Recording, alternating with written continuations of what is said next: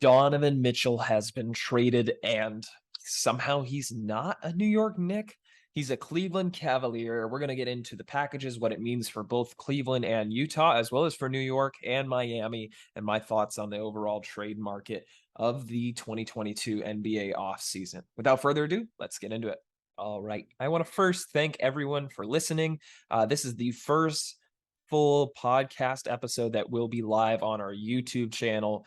You can search Lots of Thoughts Sports on YouTube and you'll see it in video form, or you can continue listening if you're listening on an audio platform. The only main difference is that there will be a background music to the intro and conclusion on the podcast form, and I'm not going to be able to do that on the YouTube form. But otherwise, pretty similar. Just you can see my face through this, and I hope it's not too much of an ugly sight that you can't stand listening to what I have to say. Anyway, you can find the YouTube channel as well. It's linked on our website, lotsofthoughts.godaddysites.com. You can access the podcast from there and the newsletter all from that website, or any of the socials. The Instagram is popping off right now. We're at almost 200 followers in the last 200 new followers in the last week. We are over 900, approaching 1,000 rapidly. And I really appreciate all the support over there. And feel free to follow us at Lots of Thoughts Sports on Instagram, at LOT Sports Pod on Twitter, at Lots of Thoughts Sports on TikTok. So yeah, that's the social summary. Donovan Mitchell is a Cleveland Cavalier. That's the news, and that's why I'm recording this episode, right? It's a big trade. So the full details of it, Utah, according to Adrian Wojnarowski of ESPN, Utah trading Donovan Mitchell to Cleveland for Lauri Markkanen.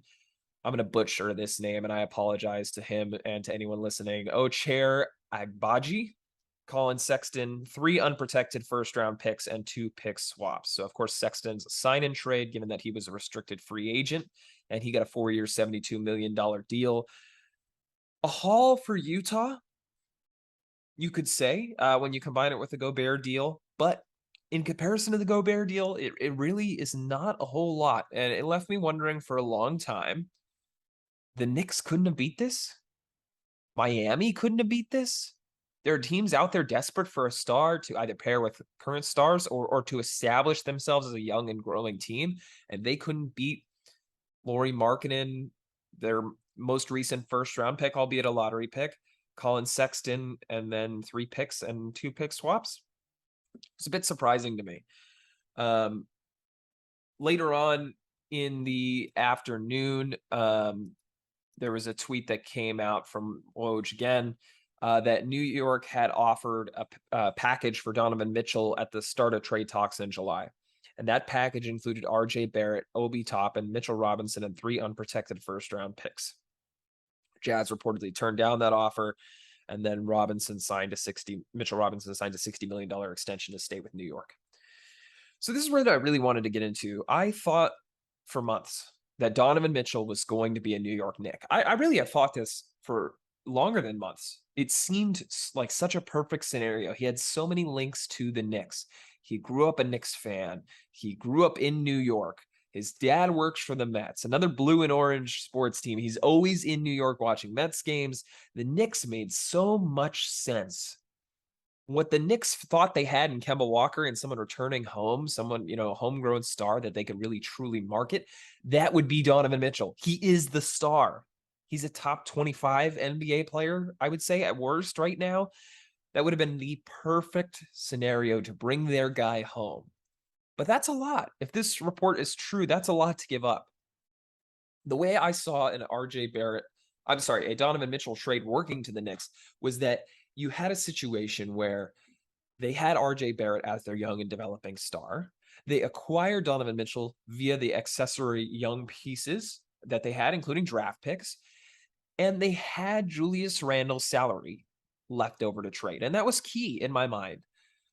If they were able to make the salaries work, which it is possible with Evan Fournier's contract being the main matcher to Donovan Mitchell's, then you have Julius Randle, not only to recoup some value alongside Donovan Mitchell and RJ Barrett, but more importantly, you have his salary to trade if the Knicks are decent and a third star is out there, if a Bradley Beal is out there and wants out, if even a higher caliber star like a Kevin Durant was available, like he potentially was in the offseason, that you could, match that salary and make that trade at a future date.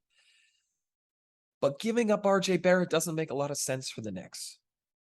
Obviously, Donovan Mitchell is a better player than RJ Barrett, but how much better? Is it worth giving up your starting center and Mitchell Robinson, probably your backup power forward and Obi Toppin, who you're going to rely on to take a big step, especially in the 3-point shooting department? He brings a lot of energy to MSG, but his lack of a consistent shot has really been his limitation to minutes. And 3 unprotected first. So I don't think that's that big of that big of an issue, considering Mitchell is locked up for several years. I don't think that this was a worthy price to pay in this offer, but it's still there's still a deal that could have happened that's better than what the Jazz ended up getting, right? Let's take a look back at the Rudy Gobert trade. So if you remember, Rudy Gobert was traded to the Timberwolves back, let's see, when was this? I'm trying to look for the date on the article that I'm referencing, and I can't seem to find it. But I believe it was July or August, early July. Rudy Gobert was traded to the Minnesota Timberwolves for the following: 4 first-round picks, 1 pick swap, Walker Kessler, who was the recent draft pick of the Minnesota Timberwolves, then Jared Vanderbilt, Leandro Balmero, Patrick Beverley, who's now with the Lakers, and Malik Beasley. In my opinion, the Jazz got more value for Rudy Gobert than they did for Donovan Mitchell. And I don't know if that's a knock on the Timberwolves for giving up that much value for Rudy Gobert, or if that's a knock on the Jazz for not getting enough for Donovan Mitchell. But I do remember when the Jazz, when the trade for Rudy Gobert happened, right? The conjecture among NBA circles was, wow, the Timberwolves gave up a lot. I remember seeing a tweet that said, the Timberwolves ruined small ball and the NBA trade market all in one move. And in a way they did, because that, expectation for a player like Rudy Gobert, who has had his limitations in the playoffs, right? He's been borderline unplayable at times because of his poor free throw shooting, his limited offensive ability, his somewhat inability to guard on the perimeter. And given that he's so tall, it really should be better than it is. He hasn't been as special as he could be in theory, right? So this package being so large coming from Minnesota, led players like Kevin Durant to have unrealistic trade expectations, right? The Nets wanted a king's ransom, and for that reason, Kevin Durant wasn't traded. And of course, they worked out a supposed deal where Kevin Durant's not going to be traded, but in a way, it did kill the trade market, you would think, until Donovan Mitchell was traded for, in my opinion, less, right? So if we compare side by side, we have Walker Kessler was the most recent pick that went in the Gobert deal. In the same way, Ochai Agbaji was the recent pick that went in the Donovan Mitchell deal. Then you have Colin Sexton and Lauri Markkanen, probably better than Jared Vanderbilt, Leandro Balmero, and Malik Beasley, but not way better, right? I think the Colin Sexton deal is a little rich, in my opinion. But the Jazz got 4 first-round picks and a pick swap from Minnesota, and from Cleveland got 3 first-round picks and 2 pick swaps. So essentially lost a pick swap, but gained a pick in the Gobert deal in comparison.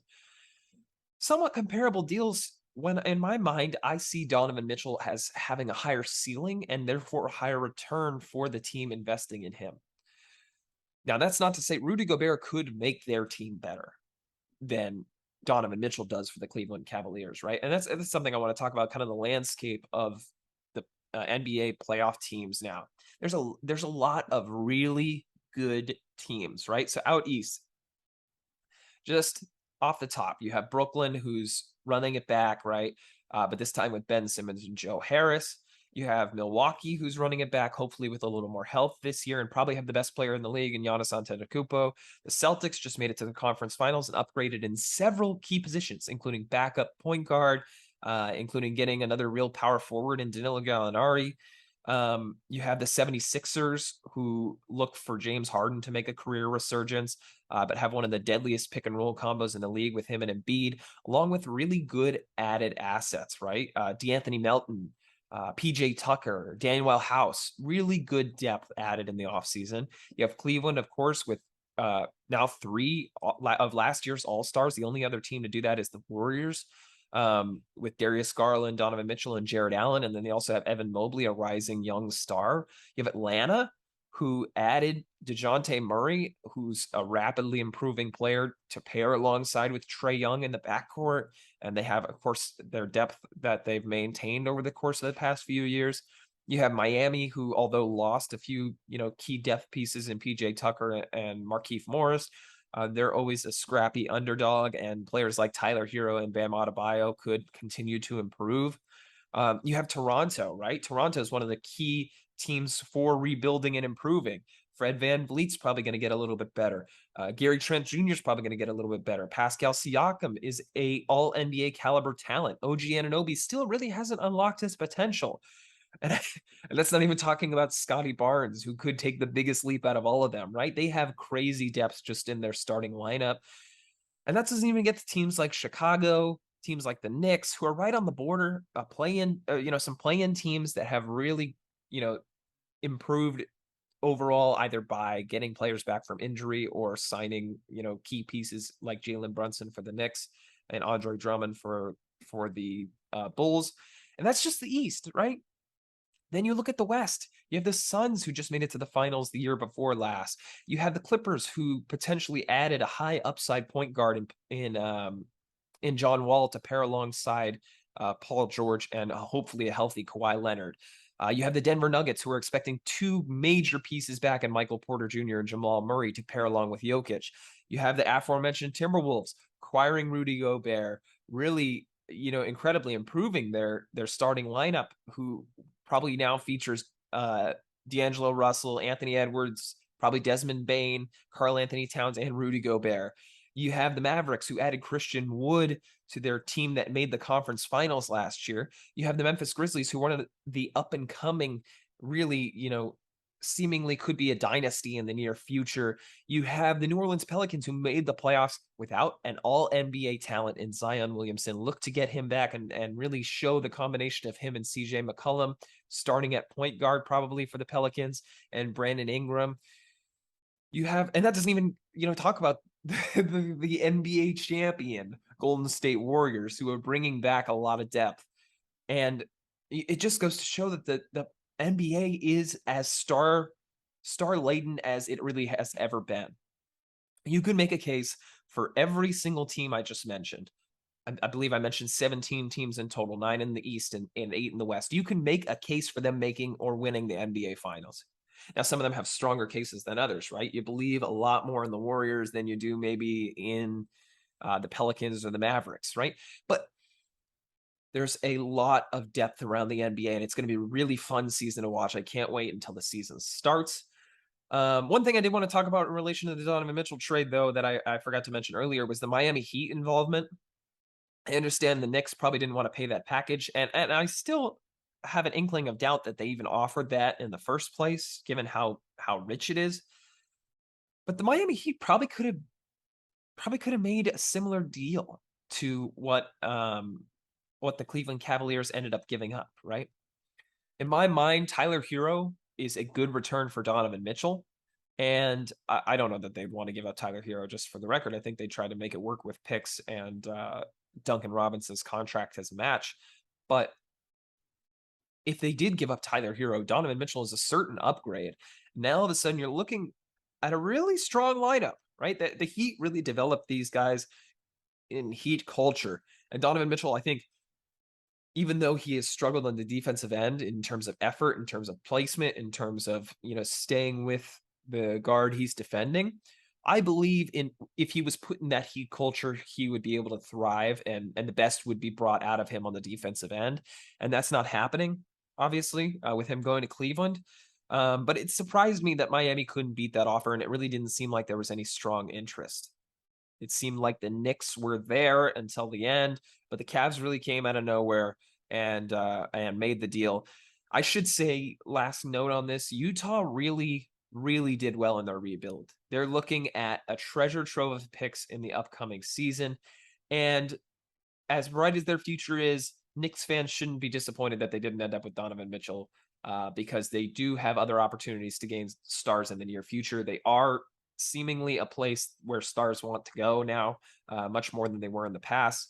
Whether that be the Leon Rose effect, whether that be the Tom Thibodeau effect, whether that be RJ Barrett improving, Jalen Brunson coming in, guys that are buying in off the bench like Derrick Rose, like Obi Toppin, like Quentin Grimes, like Emmanuel Quickly. They have a lot of young depth. So don't be disappointed, Knicks fans.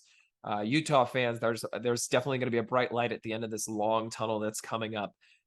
So just don't hurt too much through the rough times. But I'm very excited for this NBA season, for Cleveland to debut this new dynamic backcourt. But for overall, for the competition, there's a lot of teams that could win it this year, and I am entirely stoked. Well, that'll do it for this episode of Lots of Thoughts, a sports podcast, episode 32. This was, an interesting conversation around the Donovan Mitchell trade. Like I said, I'm excited for the NBA season to start. If you're not already following us, you can access all the socials on our website, lotsofthoughts.godaddysites.com, or you can follow us on Instagram at Lots of Thoughts Sports, on Twitter at LOT Sports Pod, on TikTok at Lots of Thoughts Sports. Or you can find us on YouTube if you search Lots of Thoughts Sports. Thank you very much for listening or watching to this episode. If you're watching on YouTube, please leave a comment and like and subscribe. It's very much appreciated. And have a wonderful rest of your day.